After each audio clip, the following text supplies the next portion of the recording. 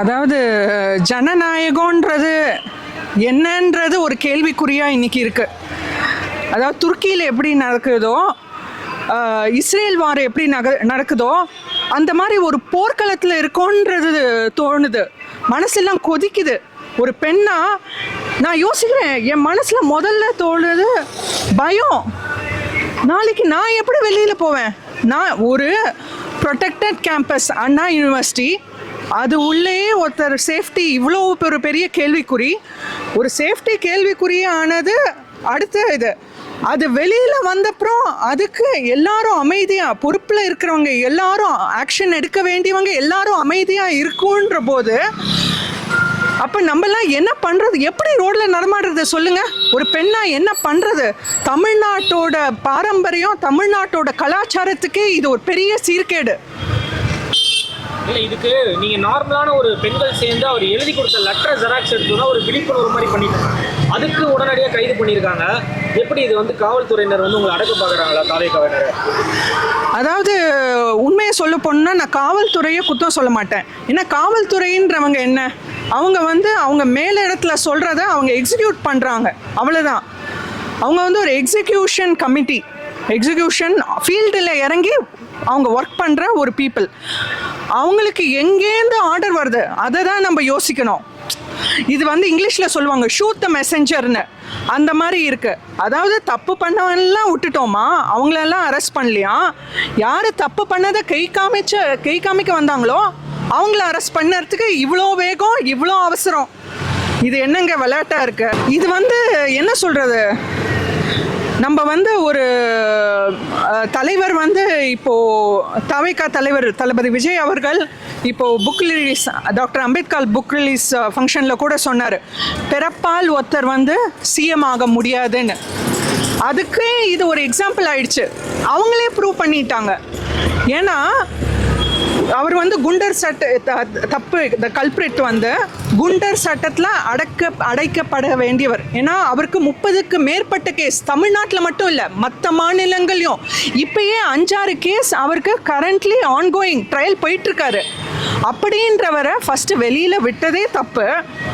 சரி, அவர் மூலமாக ஒன்று ஆயிடுச்சுன்றப்போ அதுக்கு மேலே ஒரு ஆக்ஷனே எடுக்காமல் இப்படி ஒரு அமைதியான, என்னவோ எல்லாம் யாரோ காட்டில் மழை பெய்யுதுன்ற மாதிரி அவங்கவுங்க போயிட்டுருக்காங்க. இதை பற்றி ஒரு விழிப்புணர்வு, அதான் ஒரு அமைதியாக தானே பண்ணோம். ஒரு அமைதியாக ஒரு நோட்டீஸ் எல்லாருக்கும் டிஸ்ட்ரிபியூஷன் பண்ணுறோம். இதில் என்னங்க தப்பு இருக்குது? இதில் அனுமதி வேற வாங்கணுமா? யாருங்க அனுமதி தருவாங்க? தப்பு பண்ணவங்க, பேசாமல் இருக்கவங்க அனுமதி தந்துடுவாங்களா? இது கேளிக்கையாக இருக்குங்க. இப்போ அந்த பொண்ணு பார்த்தீங்கன்னா அவங்களோட முதல் அறிக்கையில் ஒரு சாருன்னு ஒருத்தர் பேசினார் அப்படிங்கிறது சொல்லியிருக்காங்க. அதை கம்ப்ளீட்டாகவே மூடி மறைக்கிறாங்களா? அதிமுகவினர் சேர்ந்து யார் அந்த சாருன்ற மாதிரி ட்ரெண்ட் பண்ண ஆரம்பிச்சிட்டாங்க. அதை பார்க்கும்போது உங்களுக்கு எப்படி இருக்குது? நிறைய நபர்கள் சம்மந்தப்பட்டிருப்பாங்களா? கண்டிப்பாங்க. ஏன்னா ஒரு தனிப்பட்ட ஒருத்தர் யோசிச்சு பாருங்க, ஒரு குண்டர் சட்டத்தின் கீழ் அடக்கப்பட வேண்டியவர் வெளியில் சுதந்திரமாக, அதுவும் அண்ணா யூனிவர்சிட்டி மாதிரி, அண்ணா யூனிவர்சிட்டின்றது இந்தியா லெவலில் ஒரு ஃபேமஸான கேம்பஸ். எல்லாரும் இந்தியாவிலேருந்து பல மாநிலத்திலேருந்து தேடி வரக்கூடிய ஒரு காலேஜ். அப்படி ஒரு பேர்பற்ற காலேஜில், தமிழ்நாட்டில் நம்பர் 1 காலேஜ் அண்ணா யூனிவர்சிட்டி பல விஷயத்தில். அப்படி ஒரு காலேஜில் இந்த ஒரு விஷயம் நடந்திருக்கு. இவ்வளோ தைரியமாக ஒரு நபர் பண்ணியிருக்காருன்னா அதுக்கு பின்னணி பல பேர் ஆளுங்கட்சியில் இல்லாமல் அவர் பண்ணுவாரா? நான் ஒரு சாதாரண காமன் மேன், உங்களை என்ன மாதிரி நான் ஒரு சாதாரண ஆஃபீஸ் கோயர், எனக்கே இது புரியுதுங்க. காமன் லாஜிக்கு கண்டிப்பாக இவ்வளோ பின்னணி இருக்கனால தான் அவர் தைரியமாக இறங்கி இவ்வளோ விஷயம் பண்ணியிருக்காரு. அண்டு இதுக்கு முன்னாடி இன்னைக்கு ஒரு நியூஸ் ஆர்டிக்கலில் பார்த்தேன், இதுக்கு முன்னாடியும் 2 நாள் முன்னாடி இந்த பாதிக்கப்பட்ட பெண்ணோட தோழி இன்னொருத்தரும் பாதிக்கப்பட்டிருக்காங்க. ஆனால் அவங்க அதை சொல்லலை. இப்போ இந்த விஷயம் வெளியில் வந்தப்புறம் அவங்களும் முன் வைக்கிறாங்க. ஸோ இது ஜனநாயகமா? என்னால் ஒரு பெண்ணா எனக்கு ஒரு பாதிப்பு நடக்குதுன்னா என்னால் போய் ஒரு வார்த்தை கூட பேச முடியலன்னா இது ஒரு ஜனநாயகமா? எஃப்ஐஆர் ரிலீஸ் ஆயிருக்குங்க. எஃப்ஐஆர் ரிலீஸ் ஆயிருக்கு. எவ்வளோ பெரிய குற்றம்! இம்மீடியட் இங்கே இம்மீடியட் அரெஸ்ட் பண்ண தெரிஞ்சவங்க எஃப்ஐஆர் ரிலீஸ் ஆயிருக்கு, அது வந்து ஆன்லைன்ல இருக்கு. ஆன்லைன் மூலமா கண்டுபிடிக்க முடியாதாங்க சைபர் கிரைம்ல யார் லாகின் பண்ணாங்க. இந்த எஃப்ஐஆர் ரிலீஸ் ஆன டைம் வச்சு யார் எந்த ஐபி அட்ரஸ்ல இருந்துலாம் லாகின் வந்துச்சு. எவ்வளோ ஈஸிங்க, 10 மினிட்ஸ்ல இப்படி கண்டுபிடிச்சு உடனே அரெஸ்ட் பண்ண வேண்டியதானுங்க. ஏங்க எங்கேயோ கல்லை வீச வேண்டியது வேற இடத்துல கல்லை வீசி, இது வந்து ஒரு ஜஸ்ட் ஒரு எல்லாத்தையும் மூடி மறைச்சு குரல் எழுப்புறவங்களை விசில் ப்ளோயர்ஸை வந்து அடக்கக்கூடிய ஒரு சமூகமாக இருக்கு.